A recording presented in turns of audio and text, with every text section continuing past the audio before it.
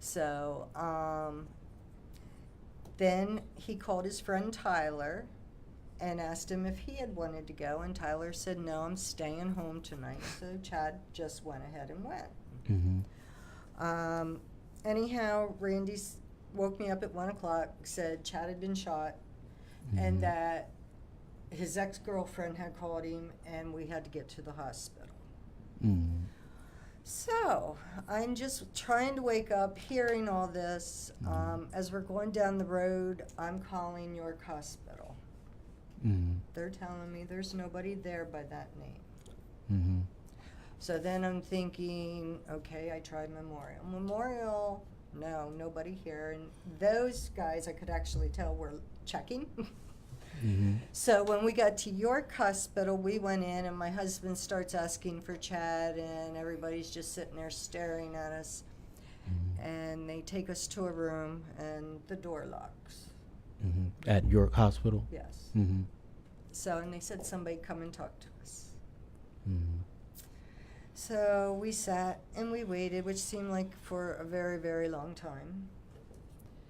And then the doctor came in, and I don't even remember his words. I didn't like the doctor. I did not like how he approached us, his bedside manner. My husband got very upset, took his hat off, slammed it on the floor, and started crying. And then obviously the doctor left. The coroners, though, that were there were very, very nice. They were very sympathetic. They, they weren't going to let us see Chad, but I wasn't leaving. They didn't want us to touch him, and because it had just been done and evidence and so forth. But I couldn't believe it until I seen it. So then after that, it went from there. We left the hospital, and they had to send him off for an autopsy. Me and my husband went to the Red Rose that morning after we left the hospital. Detectives and the police all came swarming at the car. They didn't want us to see the scene. My husband had asked me if I had seen the bloody clothes on the ground, and I said no, I hadn't seen that. But from there, what we had learned from the detective was that Chad had been in the bar. He was talking to Jarrell. Okay, so Jarrell is the young man that was being the black harassed. man that Yeah, he's the one carrying the guilt, thinking it was all his fault, and it wasn't his fault. So let's back up a little bit. Are you okay? Yep, Everyone I'm okay? okay. Who did Chad go to the bar with that night? Nobody. He went there by himself. Yeah, just to have a drink before coming home. Okay. Because he didn't have his son that night. So yeah, he was going to stop there, and that's the only time he went out, when he didn't have his son. And went in, and he knew the one young lady, Kirsten. He knew her, was friends, and she said that she had asked Chad to play darts with him and stuff, and that she had bought him a drink. She said Chad only had 2 drinks that night. And she said she even offered to buy him a Fireball, because his drink was a Miller Lite and a Fireball. And he refused the Fireball. So, and then she said that somewhere along the way they got lost, and Chad ended up over by Jarrell, who was sitting at the end of the bar, and they were talking about each other's kids.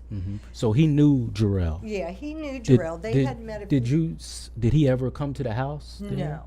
Okay. Him and Jarrell had been friends for, I think Jarrell said, like 3 years. Okay. But they would meet there, and they would just talk about each other's kids and have a couple drinks.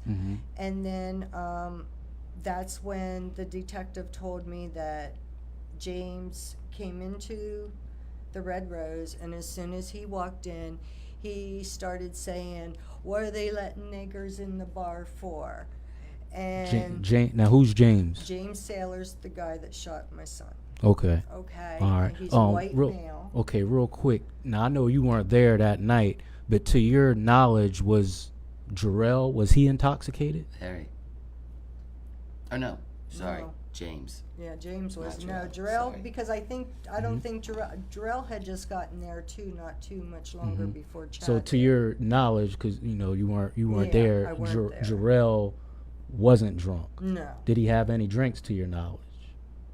I don't know to my knowledge. Mhm. I know he offered James a drink.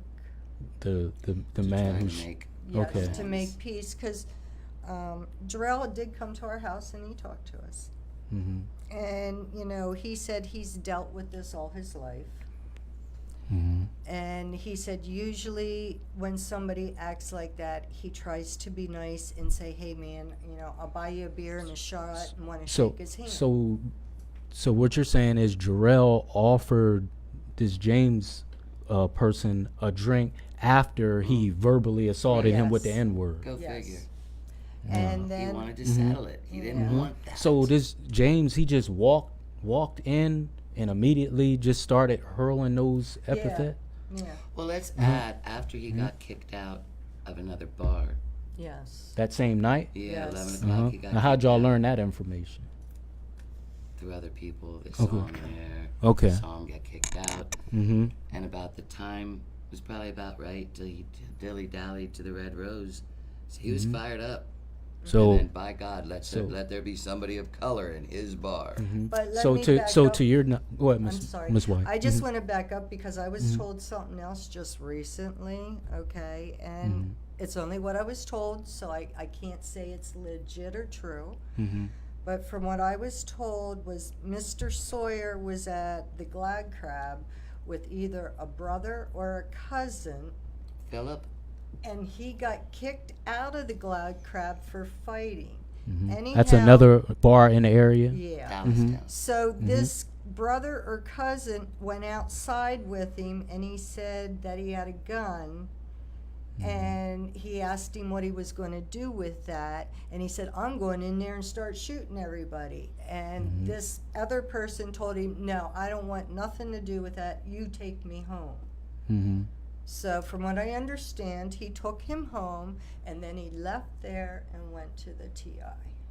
Mm-hmm. Red Which Rose. is Red the Rose. which Yeah, the Red Red Rose. Rose. So he was causing a disturbance Somewhere at somewhere else. else. And Miss D, you said that was in Dallastown. Right. He is a disturbance. Uh-huh. He just added Okay. alcohol to it. So if possibility when he was kicked out of the Glad Crab, if the cops were called because he was fighting, He might not have made it to the Red Rose. yeah, Mm-hmm. it could, and I'm not saying they're at fault, but if that's not a law or a Let's rule, get something to sync with changed. that, right? Yeah. If you get kicked out of a bar for being indignant and drunk, call the cops. They can make sure you Yes. get home. Mm-hmm. And just for everyone listening, and because we have people who watch on regular cable, and I don't know who's sharing it.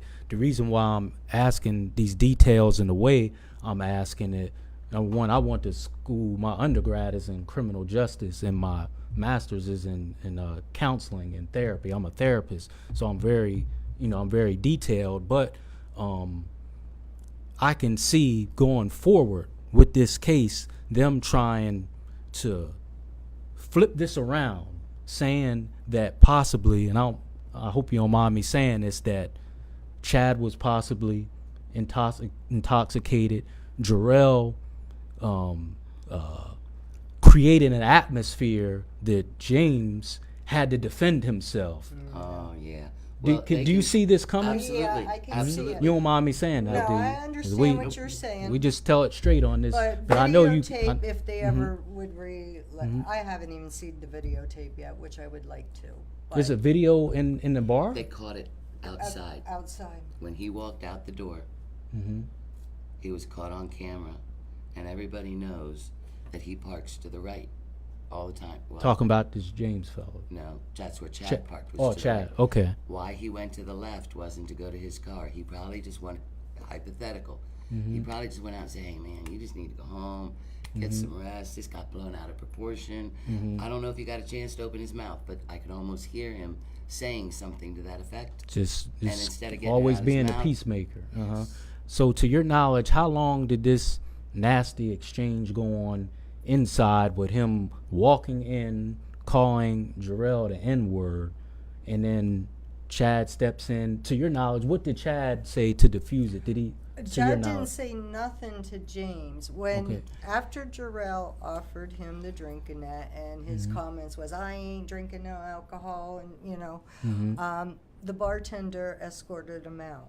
Escorted who out? James James. out. Okay. At So that point in time, but somewhere in that time, all Chad did was Jarrell said he tapped him on the shoulder and said, "Don't let him get to you. He's drunk. Just ignore him." But then at that times when he was escorted out, Jarrell told me that Chad said he was going out, and he said, "No, man, don't go out." And he goes, "Well, I got to go get something out of my truck anyway."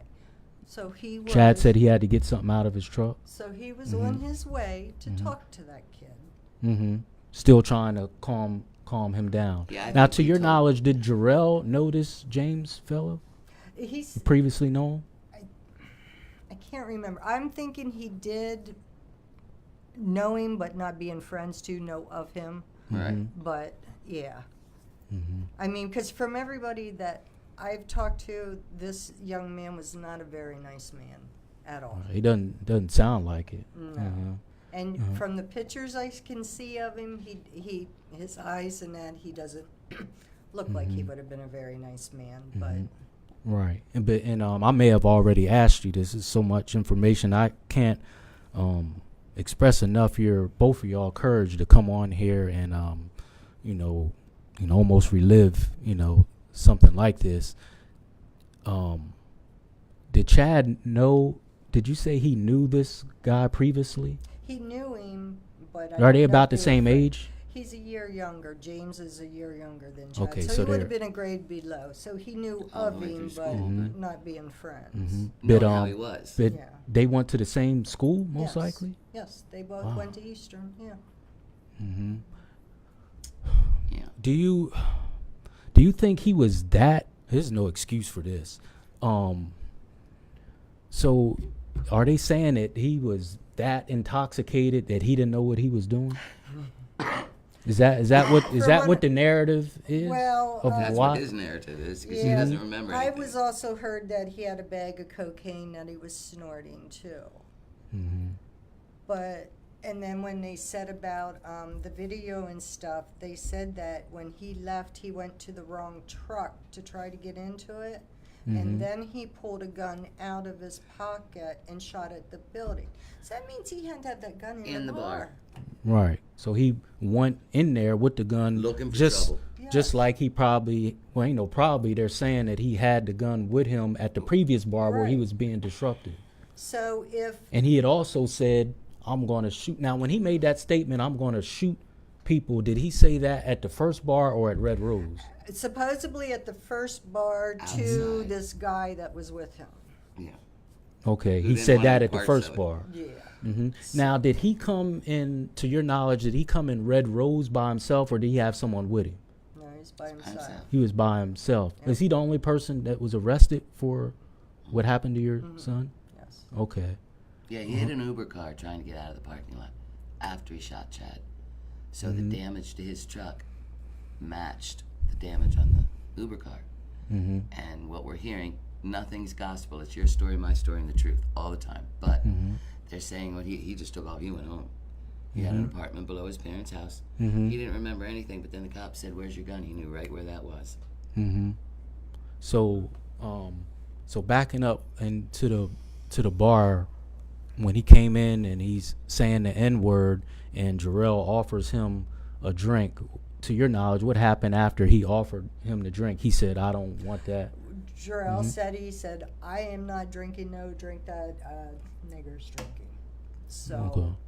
and then that's when Jarrell sat back down. And he said he started getting a little upset, and that's when Chad patted him on the back and said, "Just ignore him." So Jarrell started getting upset.